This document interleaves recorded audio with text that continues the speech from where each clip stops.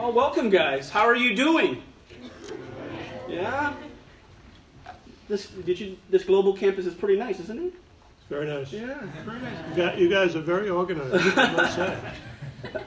You know, one of the main reasons we frame this event, Demonology, annually is to use the frame of the paranormal and use it as a lens to show people of what is ultimate. And what we're interested in today is how can we make a case both intellectual credibility, but also existentially satisfying of this case of, in the movies, there are a lot of demonic possessions. There's The Conjuring, there's The Nun. How many people seen those recently? Annabelle? Yeah, this is church. So say amen if you want. Amen. Okay. Come on, let's practice. Say amen if you saw these movies. Amen. All right, yeah. So there's a baseline to a lot of the phenomena that we're interested in. And so we hold this event to try to frame that. And as a researcher myself from Harvard Medical School, and Dr. Gallagher as well as a scientist, we believe in evidence-based approach to things. We are not anecdotal and just saying because we're Christians that we believe this. We're looking through the rabbit hole like Alice in Wonderland, and we're looking, where will this hole lead us? Where will the evidence lead us? And so we want to make that case. Let me put the mission of Harvard Medical School up for a second and to just try to quantify this for us. HMS mission is to create and nurture a diverse community of the best people committed to leadership in alleviating human suffering caused by disease. Now the question is this. When you ask HMS, number of physicians, investigators, scientists, what is disease? And the question, what is suffering? You'll get multitudes of answers. Today, what we're talking about is disease, mental illness. Now, is it possession or is it mental illness? And here's the first thing. Let's put this picture up here.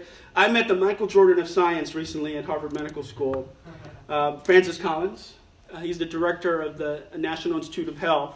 And we had a conversation about how faith and science are not incompatible. And so the first thing we want to do today is to frame the conversation and make it intellectually credible. We want you to walk away from today's talk as Dr. Gallagher presents, and I want you to see that a lot of times, things we don't understand, we just generalize. And a lot of scientists generalize faith, and they dismiss it like it's archaic. But let me tell you, there's thousands of years of theology and faith conversations that are very deep. And so when I was talking to Dr. Collins, one of the things we were talking about was, he's like, I don't know what the big deal is. Faith and science are not apart. So the leading scientist in the United States is a Christian and believes that faith and science are not apart. And that's one of the things I want you to hear today through the evidence-based approach. Secondly, after intellectually credible, second, is this presentation is also existentially satisfying? So let's move down to the next slide. So, a massacre in the heart of Mr. Rogers' neighborhood just this week. So, is faith just a, cloud in the sky, contemplated tradition, or does it actually apply to everyday life? Does it matter at the heart of our country and our lives? And I think it does. I think evil does have a face. And you go, well, was this mental illness? Was this just racism? Was this all these kind of isms? Or is there a line of mental illness and demonic influence there? And I think that this conversation applies very deeply into the problems and dilemmas and the moral dilemmas that we have in our country today. And so, both intellectually credible and existentially satisfying. And so when I read an article of Dr. Gallagher's recently, let's put that up, and I'm sure a lot of you read that in the Washington Post, which made him a celebrity, and I read it and I was like, I have to meet this man. And I reached out to him because he's a scientist, an evidence-based scientist, trained, Ivy League trained, very intelligent man that didn't want to find himself in this narrative, but he got caught up in it. And so his story is compelling because he's not anecdotal, in faith tradition. He's actually a scientist as well, a psychiatrist. And I think today's framing will be very beneficial for a lot of us to ask this ultimate question. What is ultimate reality? And what are these paranormal things that take place in our world? And how do you frame them? And I think this is a great explanation that can help you understand that question. What is truth and what is ultimate? So Dr. Gallagher, I leave it to you. Let's welcome him one more time.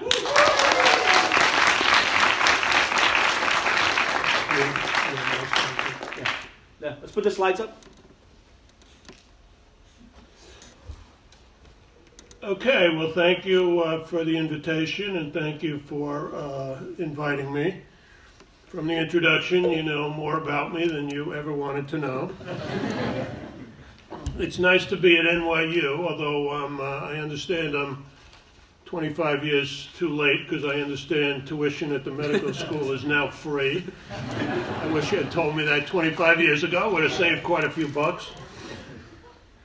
I actually gave this same talk just a few days ago at the University of North Dakota.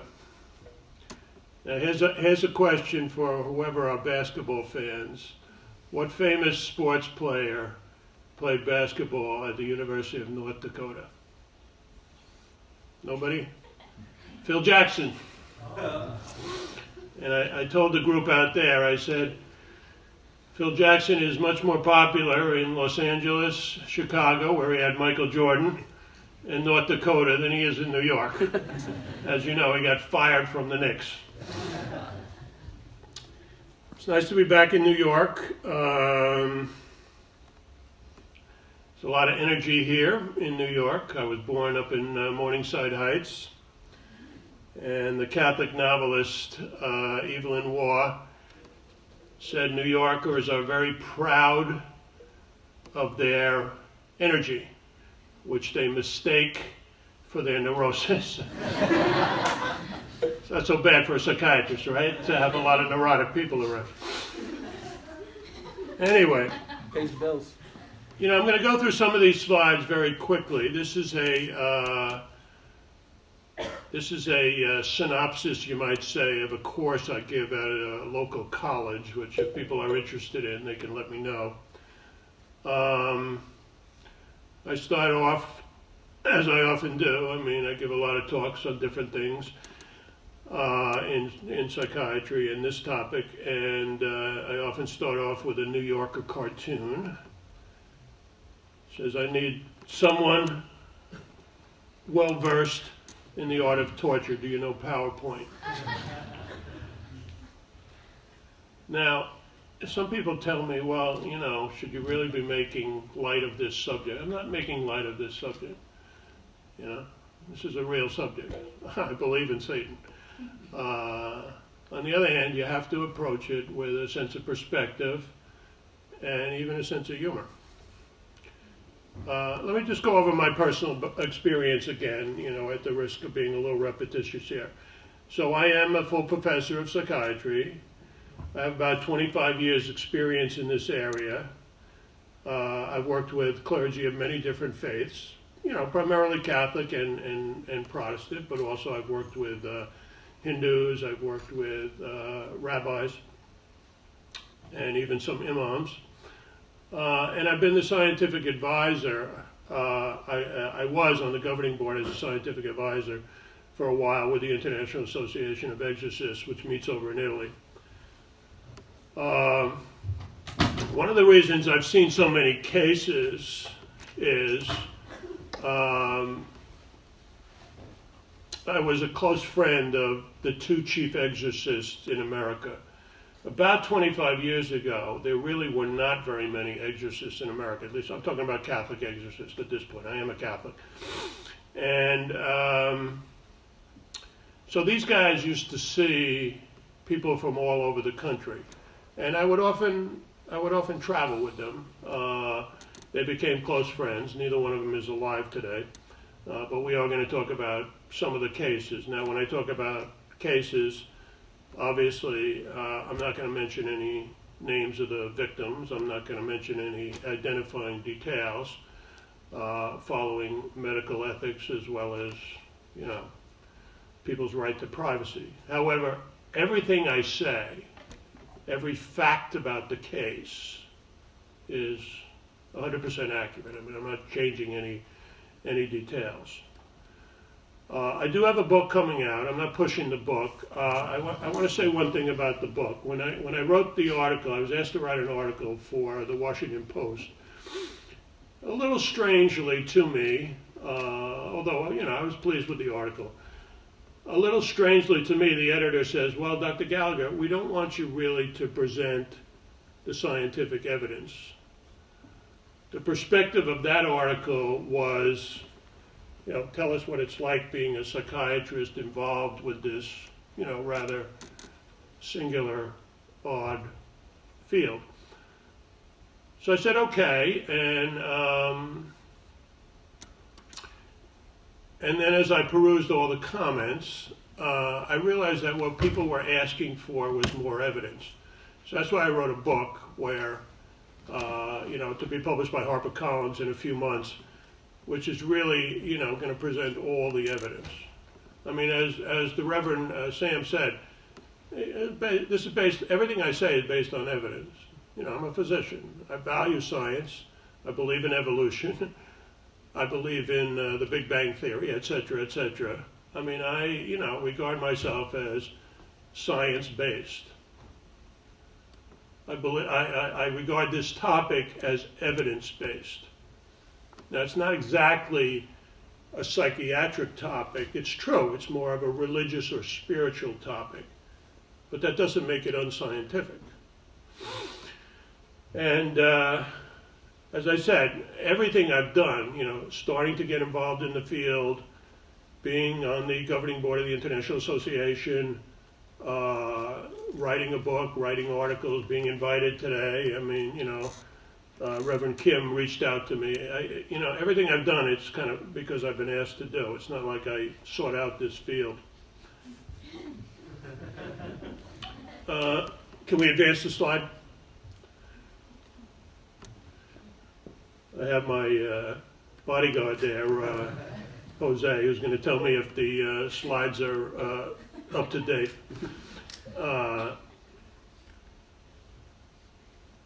Now, I asked this question the other day in North Dakota. Nobody knew, and they were a smart student body, but nobody knew who Daniel Patrick Moynihan was. How many people in the audience know who Daniel Patrick Moynihan was? Almost nobody. God, I'm dating myself. He was the senator of New York.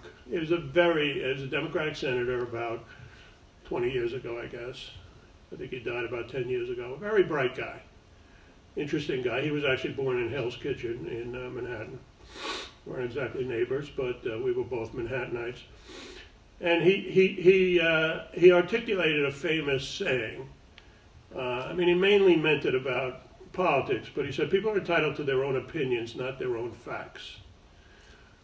So today I'm going to present facts, and there may be facts that you haven't heard or you're not aware of. There may be facts that you might have a different interpretation of, but they're facts. And what I say to people, especially in the realm of religion, which is a complicated subject, decide for yourself. I mean, not only decide for yourself what you think about the facts that I'm presenting today, but decide for yourself about spiritual realities. Again, as the Reverend Kim said, this is supposed to be based on evidence. A lot of people say, well, that's your faith, and you're entitled to your faith. Well, Christianity and Judaism to a great extent as well is based on evidence. It's historical evidence, but it's evidence. We're not supposed to just throw out our brain.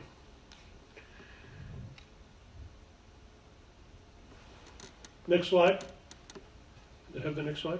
Is that it? Yeah. So what is the goal of the talk? The main goal of the talk is to present you in the time I have, and if I run on a little long, feel free to leave if you got something to do. I won't be insulted by it. The goals of the talk is to present the facts of demonic attacks, and then a quick word, because it's a complicated subject, a quick word about how to confidently differentiate it from medical illness or psychiatric illness. I'd also suggest, as we talk about a somewhat grim reality, keep your perspective. This is not the essence of religion. In my opinion, the essence of religion, and I'll betray my own views very, very succinctly but directly here, the essence of religion is God's love for us. And even more remarkable, the fact that he wants to be loved by us, which is pretty remarkable, and that we're supposed to serve each other. That's the essence of religion. So why do we focus on this? Because this is a reality too. Evil, sin, they are realities. And the clearer we are about these realities, the better we are in dealing with it. Next slide. Okay. It's not going from this, is it? Because he's keeping up. Yeah. Okay. He's really good at it. No, you're good. Yeah, you guys are organized. Now, I would regard, and certainly, Christian and Catholic, and I'll use the terms interchangeably, theologians over the years regard this as scientific criteria. There is centuries-old literature on this. So how do you diagnose? And you diagnose. And just like in medicine, you have particular features that allow you to say this is lupus or this is schizophrenia. There are definite criteria to indicate what a possession is. And usually it's a combination of things. You're on most firm ground by seeing these different aspects of the syndrome. And it's a genuine syndrome. And it's rare. And it's not schizophrenia, and it's not multiple personality disorder, et cetera, as we'll get into. Well, first of all, you have to be able to recognize it when you see it. What are the classic features? Excuse me, allergies. The classic features are that you have some kind of evidence that there's a foreign personality which has, using somewhat metaphorical language, which has invaded the body of the individual, not the soul, the body, and has taken over to varying degrees. And there's a whole continuum here. And so what are you likely to see if it's a true possession? You're likely to see the manifestation of a foreign personality. And again, we'll talk about how to distinguish that from, delusion or something. So, not always, but characteristically in a very severe possession, for instance, all the cases I'm going to present today, the individual goes into a trance and a voice comes out of them. When they come out of the trance, the victim does not remember anything. Now again, that's not the only way a possession can occur, but it's the most characteristic way. You might say the paradigmatic way. This entity, by the way, is incredibly nasty. And it's blasphemous, and it makes a lot of anti-sacred, anti-religious comments. Why? Because it hates God. And it hates all of us. I mean, I always feel sorry, and I'm going to give you an example of a case I've written about a Satanist who turned to Satan. And I always feel a little sorry for these people because, they're just so mistaken in turning to Satan. Satan hates all of us. I suppose one theological explanation, which the Reverend Kim could probably talk about, is that he hates the image of God in us, that we're created in the image of God, We have the capacity to love. He seems to have forsworn that. And we have the capacity to join God, to go to heaven with God, which he has forsworn. Anyway, so you'll see this extremely nasty personality. You'll also see quite frequently, for instance, again, not that every case exhibits every feature, but most of the cases I present today, and again, some of it I'll go through very, very quickly, the personality can speak foreign languages. And a lot of the exorcisms I've been to about 300 exorcisms, just as an observer, not an exorcist. As an observer, I've observed about 300 exorcisms. And these are, authorized exorcisms. The person has been evaluated. The person is clearly, what we use as a criteria is moral certainty. The person is clearly possessed. Now, a lot of the exorcisms I go to, are Catholic exorcisms, and the priest and I, from my studies, know Latin, and the demon will often speak Latin. And people say, oh, well, you're Catholic, what are they, reading your mind or something? They speak every language. I had a Bulgarian exorcist I talked to, and he said to me, well, during the exorcism I did, priest exorcism, they spoke Bulgarian. I was the only one who could understand them. Now, why do they speak Latin, Bulgarian, and sometimes I've heard ancient Greek. I certainly have heard modern languages. And I know a little ancient Greek, as you know. Why do they speak all these languages? Probably to show off or to intimidate us, but it also exhibits that they've been observing us very closely from the beginning of history. I mean, I do believe they're fallen angels. They've been observing us from the beginning of history, and they're very smart. I'm sure the Reverend Kim thinks he's a very smart guy. And he is. Well, demons are a lot smarter than anybody in this room. So they know all languages. What else do they do? And again, this is pretty weird stuff, but it's been documented for centuries and centuries. They seem to be able to manipulate the body so that they're very strong. I was a professional athlete. I actually probably should better describe myself as semi-pro, but I did get a little paid for it. I was definitely a big fish in a very little pond. Having said that, I'm a reasonably strong person. Sometimes I've helped out in exorcism. Mostly I just observe, but sometimes I've helped out by, holding the person down. And the person has enormous strength. And I talk about a woman who was 90 pounds soaking wet. She was a Lutheran. And, it took 5 men to hold her down. We were exhausted. And that was through the action of the demon who gave her this strength by invading her body. There's other things like that, weird contortions, etc., that demons can sometimes foist on the person. And then finally, and this is very analogous, one theme here today is the paranormal, that people go to fortune tellers and they say, well, it's amazing what that person knew about me. I do think it's through demonic power that they know that. And the demons themselves, there's even a Latin word for it, latro, which means hidden knowledge in Latin. They know a tremendous amount about me, about all of us. I have a story at the end which will illustrate that particularly well.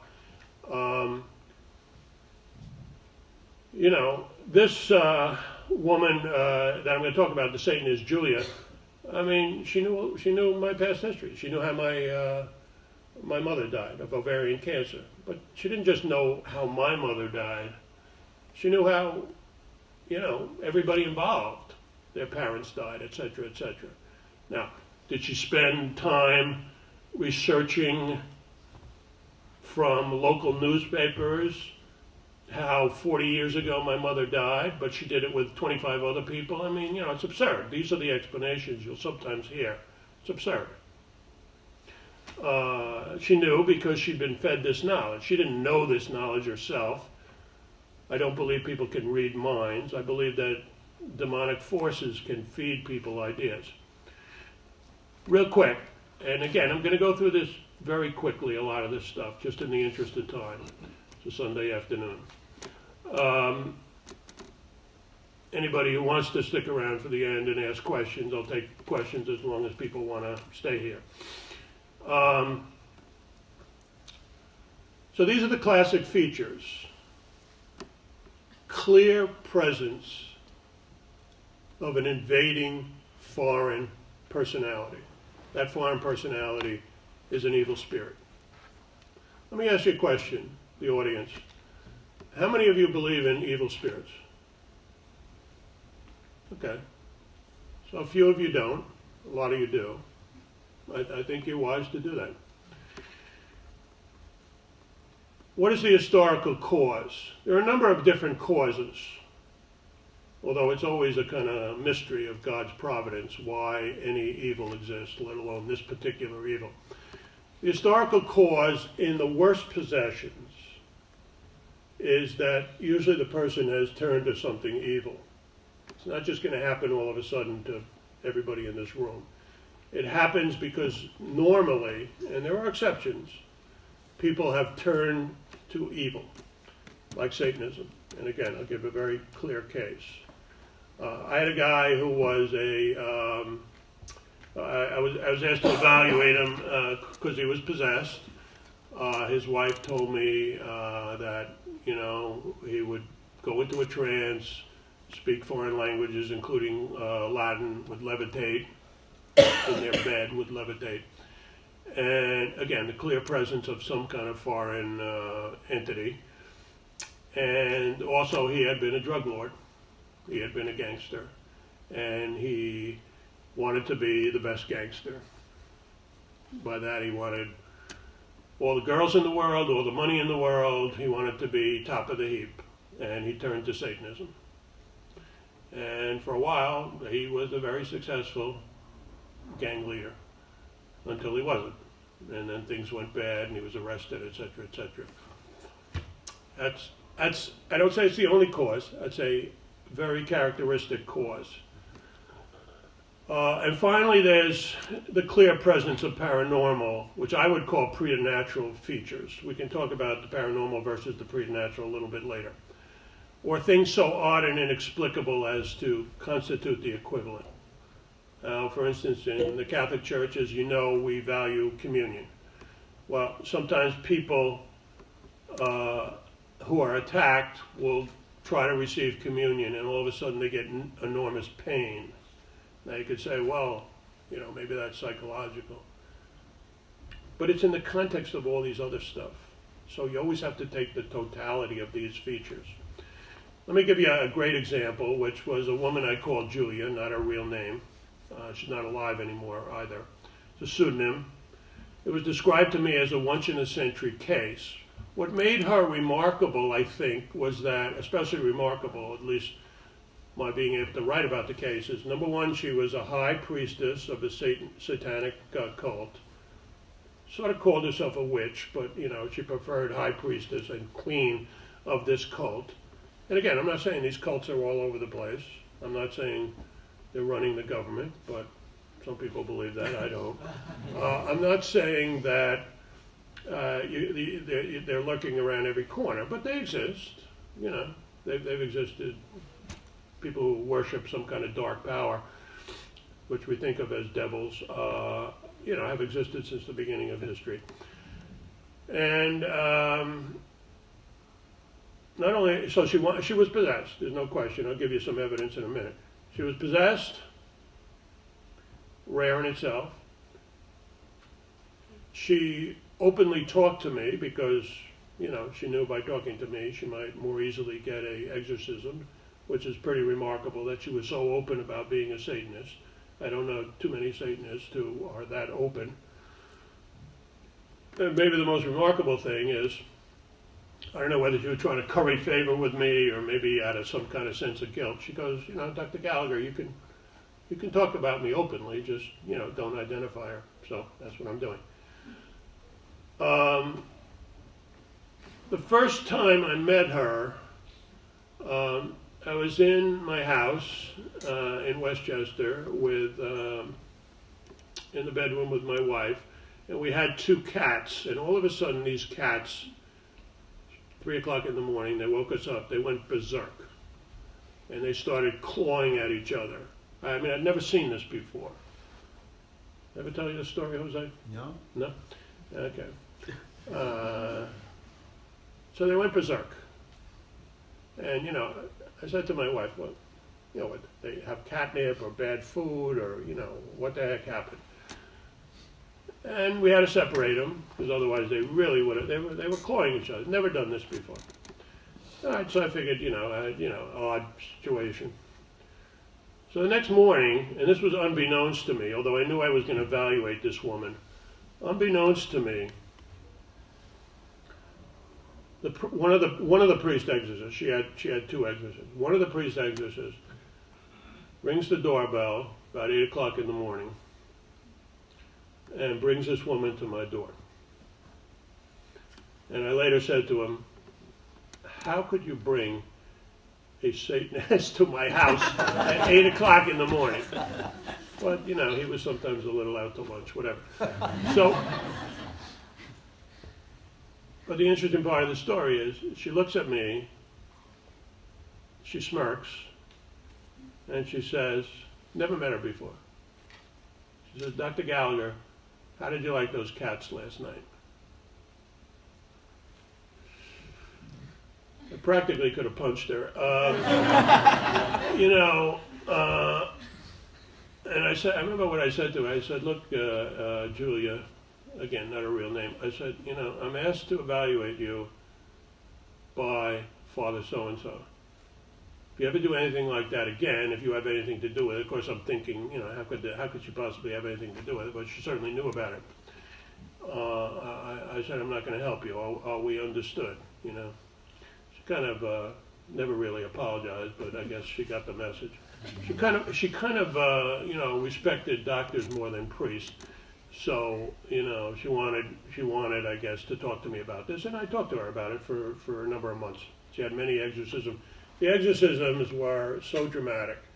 Now, I didn't go to most of them. I didn't go to them. I mean, I didn't go to hers. You know, I was a busy guy, you know, family guy. Didn't, you know. But I spoke to all the observers, and there were about 8 people who told me during her last exorcism, you know, she levitated. She levitated off. They sat her in a chair. She levitated off the chair. There were a couple of nurses. There were nuns. There were a few other people holding her down, and they all said to me, you know, for about a half an hour she was up in the air. We had to hold her down. A couple of things about that. It's not unprecedented. I've never seen a levitation, but as with that gang leader, I've heard about maybe 30 people in my life say they've observed a levitation. She also spoke, you know, all kinds of different languages. I mean, the room even, you know, went up and down in temperature. You know, the chief exorcist, who was an ex-military guy, he used to carry a gun, and he said to me he'd never use it because he had been threatened by Satanists, as I was. And he said this is the most severe, because she was a high priestess in a satanic cult. She worshipped Satan. You know, I mean, she made no bones about it. She worshipped Satan. So all these dramatic things happened. When I was talking to the priest at one point about coming to the exorcism, I told him I couldn't come. Well, let me tell you first. So I was driving in the car with the priest, and he was a terrible driver, so I was kind of mostly, this is the other guy, I was mostly just worried that he wasn't going to, you know, get me killed or something on driving, because he was a little distracted. And then Julia was sitting in the back seat. So she goes into a trance. I'm sitting in the front seat, and all of a sudden this voice comes out of her, which is, you'll excuse me because for the squeamish, I'm gonna give you the exact language. She said, this voice comes out of her. This is my first experience of her being possessed. This is about maybe a couple of weeks after she came to the door. And she says, now, again, it's using her vocal cords. It doesn't sound like a ghost. It doesn't sound disembodied. She says, we said, leave her alone, you monkey priest, which I guess is what they think of us. We're kind of evolved monkeys. That's what we are to demons who think they're so superior to us. So a couple of weeks later, I'm on the phone. It's a landline at this point. I'm on the phone with this exorcist. I'm going to call him the assistant exorcist because it was really the ex-Marine who was doing the formal exorcism. So I'm saying, look, Father, I really, I'm just too busy. I think I was at Columbia Psychoanalytic at the time, and I said, I can't do this. So that same voice comes over the phone. And she was I knew where she lived. She didn't live in New York. She lived like 800 miles away. And that same voice comes over the phone and says, we said, leave her alone. She's ours. She's not yours. She promised us. She's ours. So, of course, I'm thinking, what the hell, what is going on? So I said to the priest, I said, did you hear that? And he was kind of a phlegmatic guy, and he says, yeah, it happens in these kind of cases. Very now, she had all kinds of psychic abilities, which were mainly exhibited during the trances, and she wouldn't remember it. For instance, when she came out of the trance in the car, she remembered nothing. So where are we? She knew she was possessed, and she was trying to get rid of the possession. So she says, she used to brag to me, and it's part of the reason why, she was a Satanist, because she liked her psychic, paranormal, I would call diabolic abilities. So she said to me once, I can see, now she's talking about the chief exorcist, this military guy, who actually verified this whole tale. In fact, he gave more details than I'm comfortable with, but he verified all these details on a radio show. So I'm sitting with her once, and she says, the cult hates Father. He called himself Father A. Used a kind of pseudonym himself. He used to think of it as his nom de guerre. And she said, I can see him. The cult hates him. I said, what do you mean you can see him? She says, I have the psychic ability to see people from a distance, selectively. And it's actually, if anybody is familiar with paranormal concepts, it's called distant viewing. And again, reported in history. All these things, all these things have been reported over and over in history, although they're rare. It's not like your average person, let alone your average doctor, is going to see these things. So I said, I think I may have called him Miss Smarty Pants, but I said, okay, Miss Smarty Pants, you tell me, where is he now? She goes, and at this point, he was about 45 minutes away by car. And he said, she says, he's walking along the beach near his house. He lived near the shore. And he's saying his prayers. Technically, a priest is supposed to say his breviary every day. And I said, what is he dressed in? He says he has khaki pants. He has a blue windbreaker on. So I said, okay, I'm going to call him. And, this time now I'm on a cell phone. So I called him and I said, Father A, what are you doing? He said, I usually say my prayers at the rectory, but today I decided I'd take a drive to the beach and just walk along the beach and say my prayers. So I said, and what are you wearing? And I think he said, who wants to know? And he said, now I know why you're doing this. You're doing this because you're with Julia, right? I said, just answer the question, okay? And he said, I'm wearing a windbreaker. I said, what color? Blue. And I have my khakis on. Now, again, what would a paranormal, I mean, there are skeptics, okay, they would, I mean, there's hundreds of these stories. One of the advantages of your generation is you're much more open to the paranormal, whether you're a Christian or not, because you've seen all the movies and you understand, paranormal stuff exists.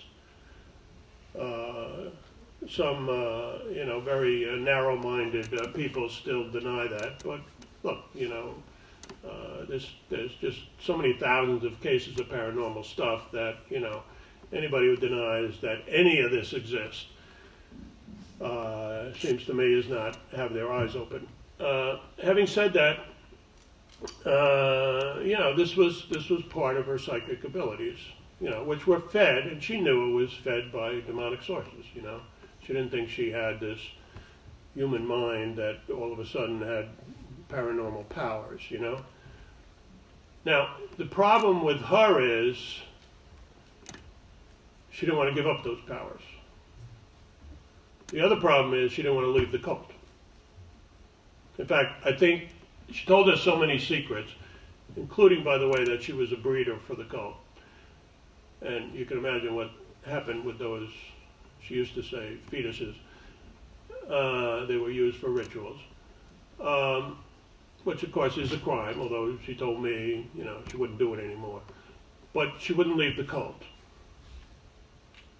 So was this woman delivered in the exorcisms? No.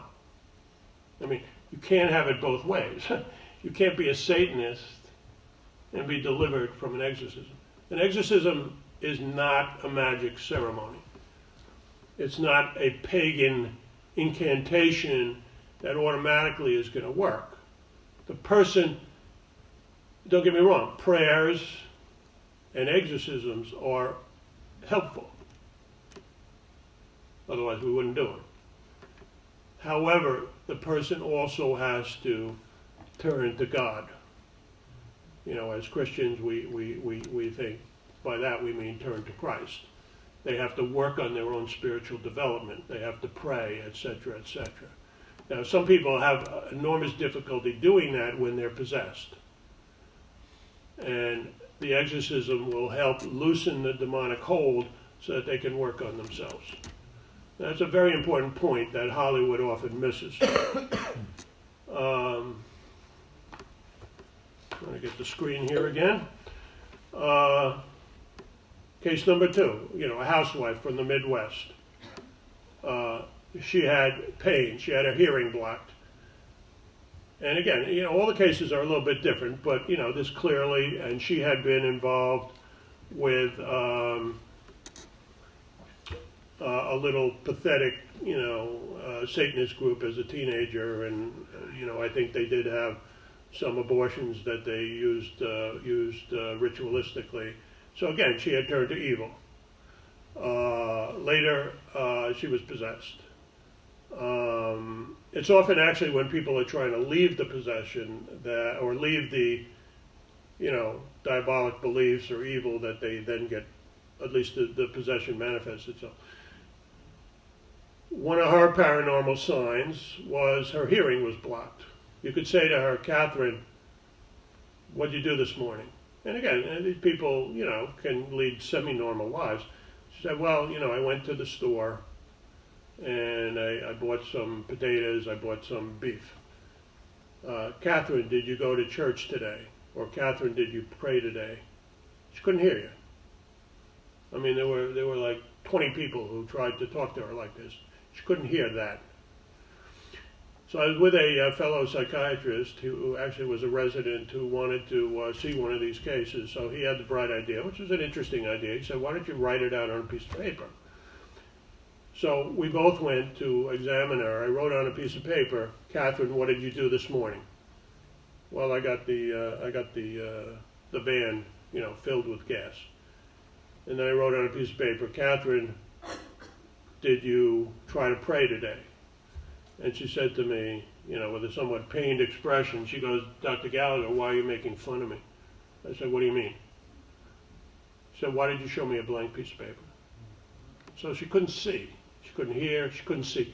Selectively, things of a spiritual nature.